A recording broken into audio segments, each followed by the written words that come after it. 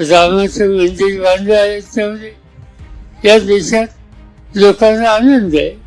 लोक राम भक्त असतात आणि त्यामुळे मंदिर झालं असेल तर त्याचा आनंद आहे. पण या मंदिराला पैसे कोण दिले, त्याला देणग्या कोणी दिल्या? या देशाच्या कानाकोपऱ्यातनं लोकांनी कोट्यावधी रुपयाची रक्कम ही या कामासाठी दिली, त्यामधून हे मंदिर उभं राहिलं आणि याचा आनंद देशाच्या अनेक लोकांना आहे.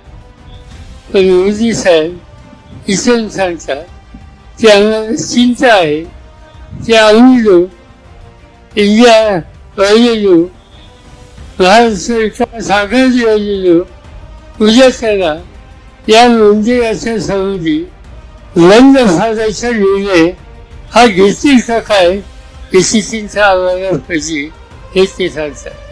तुम्ही सांगा, या देशामध्ये या राज्यामध्ये कुठे एखादं मंदिर चांगलं बांधलं, कुठे गावाचे लोक पूजा अर्चा करतील, त्याचं स्वागत करतील, मंदिर कधी बंद कधी केलं जातं?